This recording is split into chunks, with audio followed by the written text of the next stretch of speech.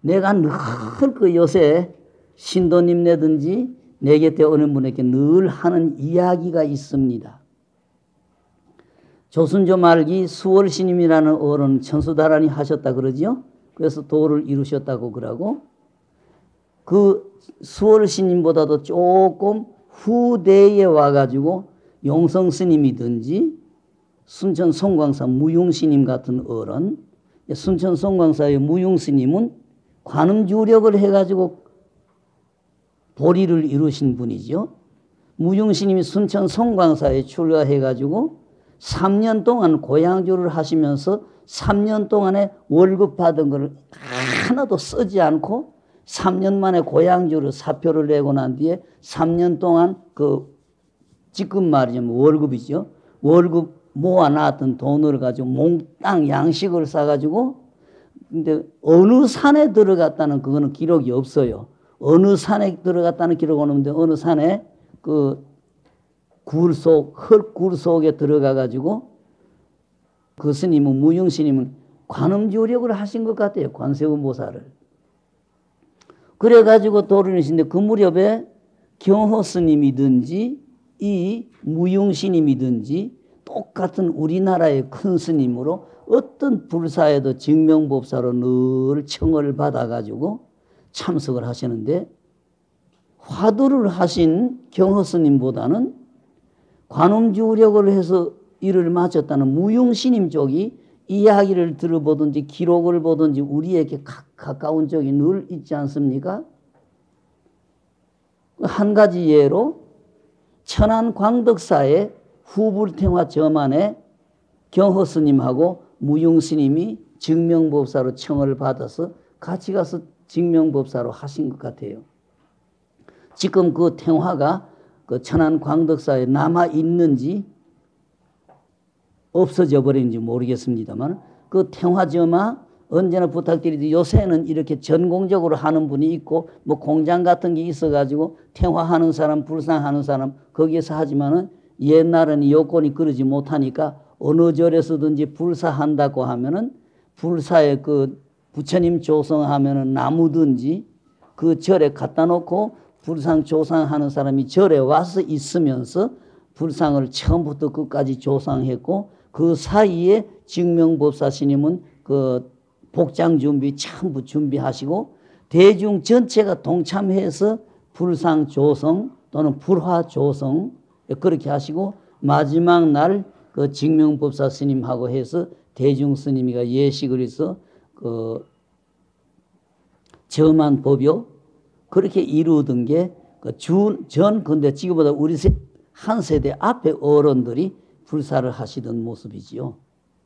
그런데 어떻든 지금 그 천안 광덕사에 그 탱화가 남았는지 없어졌는지, 탱화 그 점안에 무용스님이라는 어른하고 경호스님이라는 어른이 증명법사로 청을 받아가지고 뭐 몇 달 동안 계셨는지 어떻든 점안 불사 마쳤죠. 마치고 나서 두 어른이 똑같이 큰 행에는 큰 구속을 안 받으신 어른이니까 두 어른이 바로 그날 점안 법요 끝나면서 떠나갈 때에 받은 보시를 가지고 두 어른이 바로 광덕사 밑에 주막에 가서 실컷 술을 잡수시고 고기를 잡수시고, 한동안 고기 잡수 술 잡수시다가 무용스님이라는 어른이 가야 안 되겠나, 경호스님이 가야지 하는 맞장구를 쳤는데 무용스님하고 경호스님이 똑같은 걸 보고 있었느냐가 의문이에요.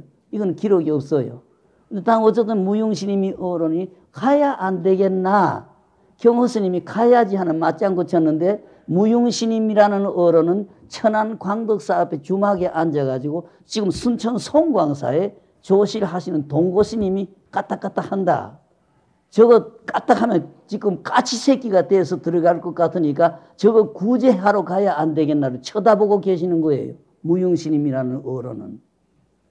근데 경호스님은 그걸 보고 계셨는지 어쩌는지 무용스님이 가야 안 되겠나 하는 소리에 맞장구 가야지 하는 맞장구는 경호스님이 쳤는데 두 어른이 쳐다본 게 똑같은 걸 쳐다봤느냐, 이거는 기록도 없고 의문이 되는 거지요. 두 어른이 술 잡수시고 고기를 잡수시다가 술하고 고기를 들고 그대로 내려가셨죠. 순천 송광사로 내려간 겁니다. 순천 송광사가 고려조에 16국사 배출했다 때문에 고려조부터 시작해서 조선조까지 우리나라의 승풍 중의 규칙이든지 승풍으로는 가장 최고라고 해서 자부하는 도량인데 그 도량에 두 어른이 술하고 고기를 들고 들어갔으니까 난리가 났죠.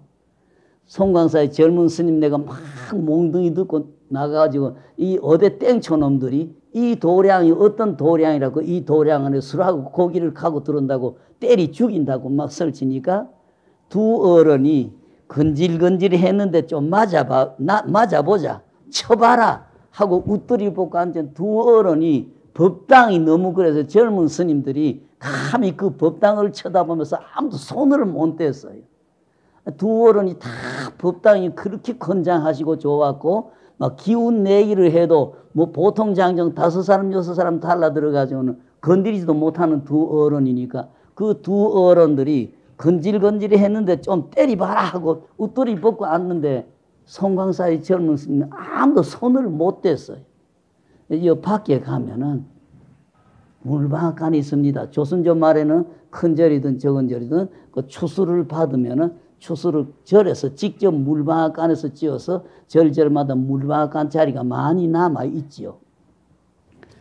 그 밖에 나가면 물방앗간이 있는데 그 방앗간에 가시면은 지붕을 덮어놨으니까 이슬도 안 오고 옆이 막혔으니까 바람도 안 올 거고 누가 스님이 잡수시는데 나도 좀 같이 얻어먹읍시다 하고 달라들 사람이 없으니까 마음 놓고 거기 가서 드십시오. 그렇게 된 거지요. 두 어른이 술하고 고기하고를 들고 방앗간에 가서 밤새도록 실컷 퍼잡수시고 이튿날 아침에 출발을 하는데 경허 스님은 딱 준비를 해가지고 걸망을 맺고 무용스님도 출발할 준비를 해서 걸망 짊어졌는데 무용스님이 조금 있어봐 일이 남았어. 그래가지고 무용스님이 그대로 걸망을 치고 주장자 큰 억센 주장자를 가지고 조실스님 동고스님 방 앞으로 간 거지요. 그래서 소리를 지르는 거지요. 동고당 동고당 소리 질러놓고 한평생 죽노릇 한 새끼가 까치 새끼가 떼 들어가 하면서 그 억센 주장자를 가지고 마루장을 팍 걸려놓고 그래 돌아와가지고 됐어 가자 이래가지고 나가버리는데 그때에 동고스님이라는 어른이 병이 들어가지고 갔다 하는데 늘 다니는 도량 앞에 송광사는 지금도 가면은 개울을 건너서 들어가죠. 송광사는 그 건너 늘 다니는 길 옆에 아름다운 누각이 생겼더라 이거죠. 아름다운 누각이 생겨가지고 천연색 뭐 울긋불긋 뭐 노랗고 파랗고 하는 옷을 입은 남녀들이 수십 명이 그 누각에 오르내리더라는 이야기죠. 그러니까 동고스님이라는 어른이 거기에 누각 짓는다는 소리도 못 듣고 누각에서 어떤 법회한다는 소리도 못 듣고 하는데 그 누각에 그 천연색의 옷을 입은 사람들이 오르락 내리락 하고 있으니까 도대체 무슨 일이 있는데 그 많은 사람이 그렇게 오르락 내리락 하느냐. 진신 아미타불이 현신설법을 하는 자리입니다. 답이 그렇게 나왔죠. 그러니까 그 동고스님이 나도 마지막 회향을 정토 발언을 했는데 그 진신 아미타불이 와서 현신설법을 한다고 하니까 나도 거기에서 법문을 들어야 되겠다 하고 그 누각에 발을 걸치려고 하니까 뒤에서 아주 험하게 생긴 스님이 한평생 정진이 했다고 하면서는 거기는 뭐하러 올라가느냐고 소리를 치시면서 득뼈가 어시러지게 주장자를 가지고 치시더라는 거죠. 그래 동고스님이라는 정신이 딱 다시 들어서 그때부터 기운을 차츰차츰 회복을 해서 도량에 지팡이를 짚고 다닐 수 있을 때가 돼가지고 그 자리 가보니까 누각은 없고 포프라 나무에 까치가 집을 지어놓고 지금 새끼들을 부화해가지고 까치들이 막 몇 마리가 오르락내리락 하고 있었다. 그래서 동고스님이 어떤 어른인지 나를 구제해 주셨다고 고맙다고 그렇게 하고 마지막에 동고스님이라는 노인이 90까지 사시면서 정진을 다 하셔가지고 마지막 열반 하실 때는 3일 동안 앉아서 계셨고 3일 동안 방광을 하시면서 열반하셨다는 것이 송광사의 동고스님이라고 하는 열반하는 모습을 적어 놓은 기록들이 있습니다. 그러는데 우리가 마지막 한 생각 자칫 잘못하면 나는 염불을 한다, 주력을 한다, 화두를 한다고 하면서도 순간적으로 잘못된 그런 길을 갈 수가 있습니다. 그리고 염불을 하시든 주력을 하시든 화두를 하시든 역경계는 쉽게 빠지지는 않지만 순경계에는 까딱하면 빠지게 되죠. 순경계에는. 내가 늘 흉을 보는 선배가 있습니다. 지금 그 선배도 돌아가셨고 그러는데 그 선배가 남의 보리암 곁에 지금은 거기 무허가 건축물을 못 지으니까 안 되는데 우리 한참 보리암 왔다 갔다 할 때는 그 보리암 근처에 마구제비로 집을 지었어요. 스님네가 토굴 한다고.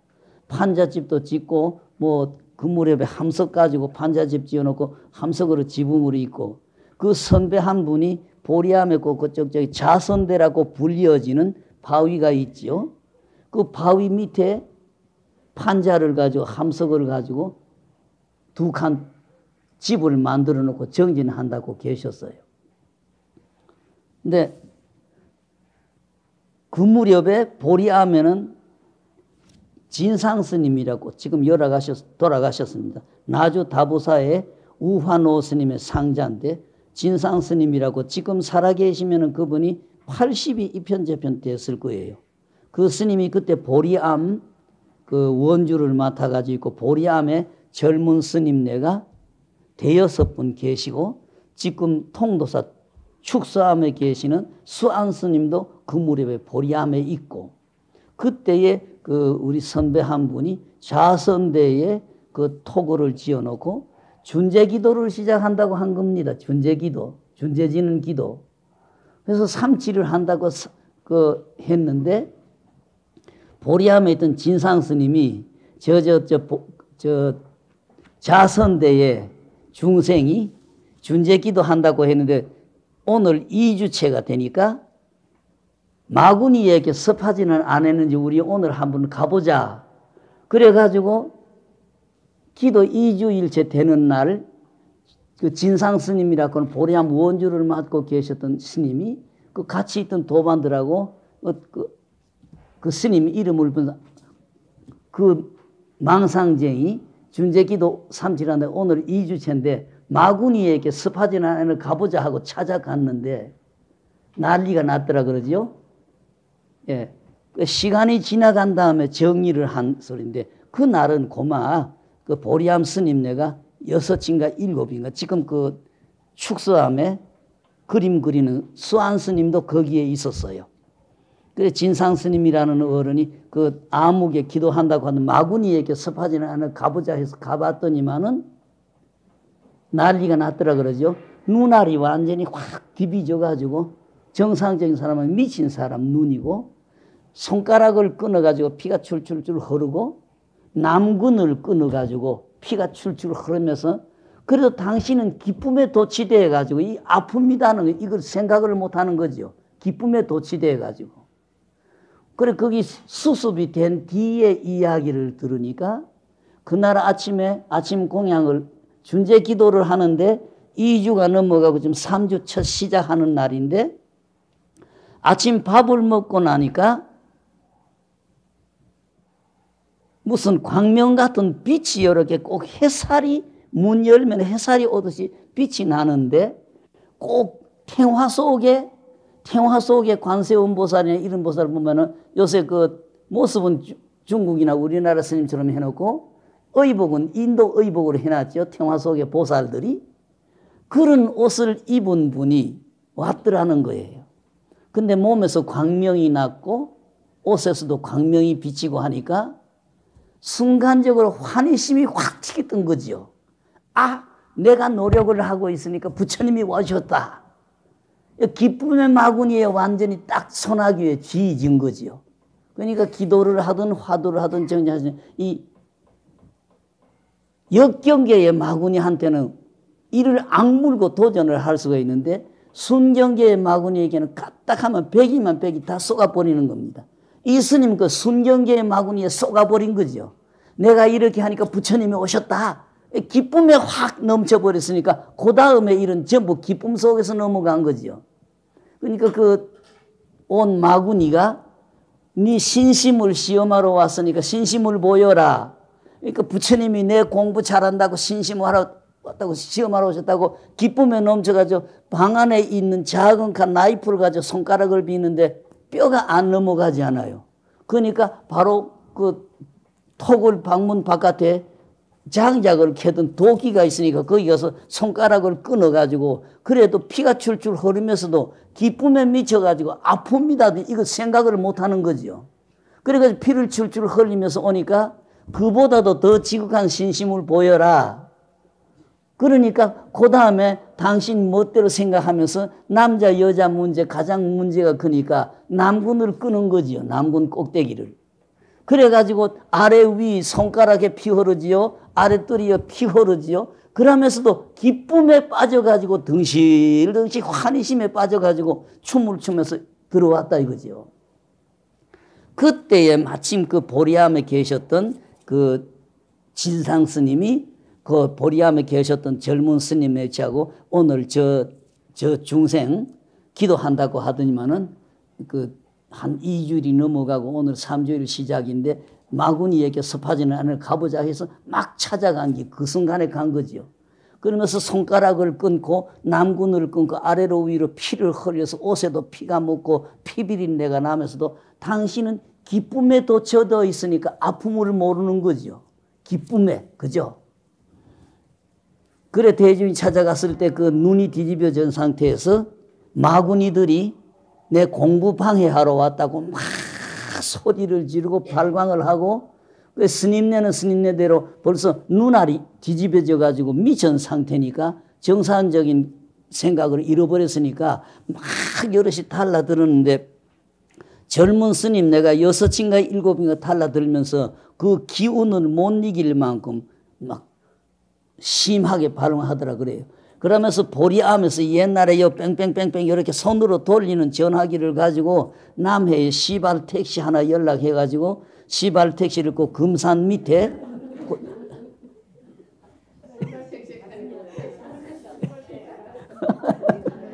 네모진 택시 시발 택시라고 불렀지요 한동안.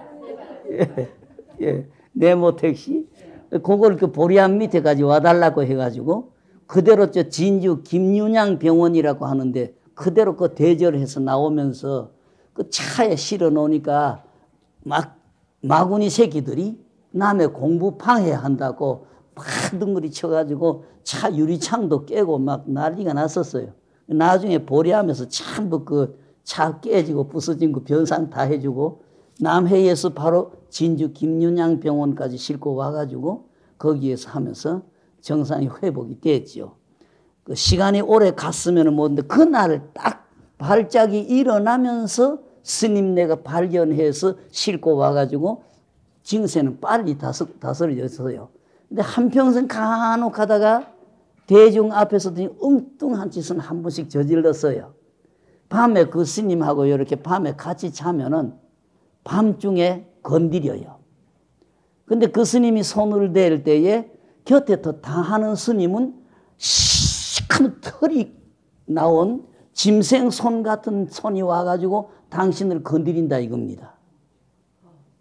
그 나중에 노래에서 내가 조금 건드리 봤지? 하고 웃고요. 예. 그래가지고 그 나중에 치료를 했는데 근데 이상하게도 그 스님이 무슨 미련이 남았든지 남군 꼭지 끄는 거는 요만한 거를 한평생 자기 호주머니 들고 다니면서 내가 그 뭐 잘아이라고 그걸 갖고 다니느냐 그래. 우리보다 나이는 한 5살 위이지만 그 선배가 그렇게 했는데 절반하신 청담 노스님 평을 그렇게 하시대요.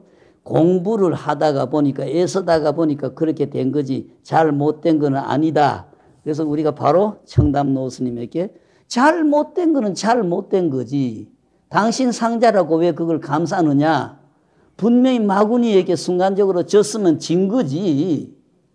그거 뭐 하려고 그렇게 변명하고 감싸느냐고 우리가 항의를 하기도 하고 했습니다마는 그 선배가 그런 그 순간적인 환희심, 그러니까 우리가 화두를 하든 주력을 하든 염을 하든 이 비마, 희마, 포마가 오지요.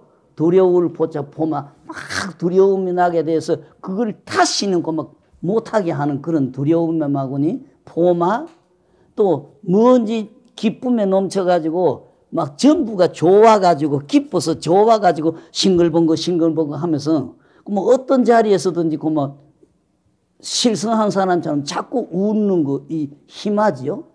또 원인도 없이 자꾸 찔찔찔찔 짜면서 눈물 질질질 흘리면서 짜는 소리 진징진징 하는 비마, 이런 게 화두하시든지 주력을 하시든 연부를 하시든지 이 포마든지 비마든지 희마 같은 거는 누구나가 다 겪는 거지요. 그런데 포마 같은 거든지 이거는 이를 악물고 내가 이겨낸다고 막 반항할 수가 있는데, 희마의 마구니, 내 마음을 기쁘게 해주는 마구니에게는 까딱하면 다 쏟게 마련입니다. 이는 화두하는 어른에게도 이런 게 있고, 내가 한동안 그 범호사에서 동산노 스님이 계실 때에 선실에 앉아 있는다고 이렇게 앉아 있는데 도반들도 곁에 있었지요. 지금 마을에 간 해인산 밑에 있는 심인이라는 분이 지호노 스님 상자로 동산노 스님 손자산 직계 손자 상자로 그 무렵에 원주살이 했는가? 그분도 계시고 하는데 선방에 앉아 있는데 얼마를 앉아 있었는지 모르겠어요. 몇 시간째인지. 내 곁에 사람들이 꼭 개미 같아요. 요만해요. 수천 명, 수만 명이 왔는데 내 옷자락이든지 몸이 까딱하면 전부 치이서 터져 죽을 것 같아. 그 중생들의 모습이. 그래가지고 처음에 정진한다고 반갑자 하고 앉았다가 나도 모르는 사이에 그것들이 가까이 오니까 대이면 터져버릴 것 같고 하니까 자꾸 나도 모르게 몸이 움츠러진 거지요. 옷자락이라도 닿으면 전부 터져서 죽을 것 같으니까 막 이렇게 하고, 그래 곁에 있던 그 시민이라는 도반이 나중에 왜 이래 하면서 옆구리를 찌르면서 선시에서 무슨 망상을 피워. 내가 찔끔찔끔 울고 있더라고. 그래요. 찔끔찔끔 울고 있으면서 막 허느끼는 소리까지 내고 그렇게 해다 하면서 옆구리 찌르면서 왜 그래 그랬는데 정신 차려놓고 보니까 아무것도 없고 내가 반 미치게 되었습니다. 근데 내가 앉아 있는데 어느 시간부터 그렇게 옆으로 갔는지 모르겠는데 내 곁에 많은 남녀 하루씩 수천 명의 사람이 왔어요. 근데 그 사람들이 꼭 개미만 해요. 한 뭐 3mm나 4mm나 사람들이 전부 3mm인데 건드리면 터질 것 같아. 그러니까 그 사람들은 다 하지 않게 한다고 자꾸 옷을 이렇게 거두어 드리고 앉아있는 무릎도 이렇게 건드리고 거두어 드리다가 보니까 나중에 와서 이렇게 딱 쪼그리고 앉아가지고 꼼짝달싹도 못하게 돼서 내가 찔끔찔끔 울었던 것 같아요. 그러니까 옆에 도반이 뭐 하느냐고 막 옆구리 내지르고 하는 그런 사건이, 이런 게 결국 비마의 경계죠. 비마의 경계. 예. 정진하시다가 보면은 뭐 꼭 그 화두하시는 어른, 주력하시는 어른, 연불하시는 누구, 어떤 사람, 어떤 마군이 온다, 이는 정해진 것 없지요. 그때 그분은 따라서 오기 때문에 꼭 그러면 어떤 마군이가 오고 어떤 마군이가 오고 정해진 것 없습니다. 그때 생기는 거니까. 예. 그렇게 될 때에는 당하는 당자 그거 생각을 못 하지요. 네. 어느 시간부터 그쪽으로 끌려가는지는 모르지만은 거기에 끌려가가지고 그런 모습이 생깁니다. 이거는 화두하시는 분도 예외가 될 수 없고, 연불, 주력 하시는 분도 예외가 될 수 없고, 또 절을 하시는 분도 예외가 될 수 없고, 우리에게 마구니가 올 때에 아까 말씀드린 두려울 포자 포마가 올 수 있고 슬플 비자 비마가 올 수 있고 기쁠 희자 희마가 올 수 있는데 뭐 언제 어느 게 먼저 오고 어느 게 뒤에 오고 그거 없습니다. 남자분이나 여자분이나 그저 우리 중생들이 허우적거리 오다가 지금에 와가지고 연부를 한다 화두를 한다 주력을 한다 해서 우리를 바로 정신을 차려가지고 업을 벗어나서 정진한다는 분에게는 그런 마구니가 꼭 오게 마련이기 때문에 어느 마구니가 먼저 오고 어느 마구니는 뒤에 오고 어떤 분에게는 어떻게 오고 이게 없는 거니까 할 수 없죠. 누가 어떻게 당하려는지.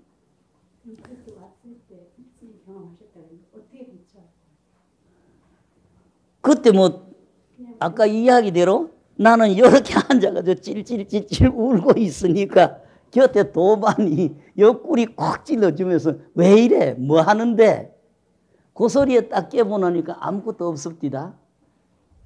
예, 그런 시간이 오래 갔으면 또 모르겠는데 그 뭐 선실에 앉아가지고 있으면서 순간적으로 그렇게 겪은 거니까 거기에서 끊어져 버리고 그 뒤는 그런 일은 없었습니다. 근데 그러니까 늘 비막은 희막은 그 포막은 어느 때에 온다는 예고도 없고 어떤 분은 겪고 어떤 분은 안 겪는다 이것도 없고 어떤 나는 그저 연부를 하시건 주력을 화두하시건 다 마구니의 경계는 다 겪게 마련이라는 거. 어떤 게 먼저 오고 어떤 게 뒤에 오고 뭐 이것도 사람 따라서 뭐 앞도 뒤도 없는 거고 어떻든 그런 게 올 수 있다는 거. 옛 어른들의 기록도 보면은 있고 내 자신이 그렇게 경험하면서 보니까 그런 게 있더라는 이야기입니다. 그러니까 이게 그 포마 같은 거는 거꾸로 이를 악물고 빌어먹을 거 내가 지까봐 해볼 거다 하는 이것 때문에 반항심이 생길 것도 한데 희마하고 그 비마하고는 또 모르겠어요. 근데 희마는 주로 내 마음을 순하게 만드니까 희마에는 많은 사람이 희생이 된다. 옛날 어른들의 기록도 그렇고 그렇게 되어 있습니다. 그래서 세세생생 번외망상 속에 허우적거리면서 업이다, 악이다 또는 악도다, 선도다 구별 못하고 허우적거리고 살다가 지금 우리가 그래 잘하나 못하나 좀 마음 가다듬는다고 해서 연불이건 주력이건 화두건 이렇게 할 때에는 그런 마구니들이 꼭 오는 것 같아요. 어떤 분은 겪고 어떤 분은 안 겪고 없고 다 겪게 마련입니다. 시간의 앞뒤는 모르겠고 하지만 남자분이건 여자분이건 다 그 마구니를 다 겪는 것 같아요.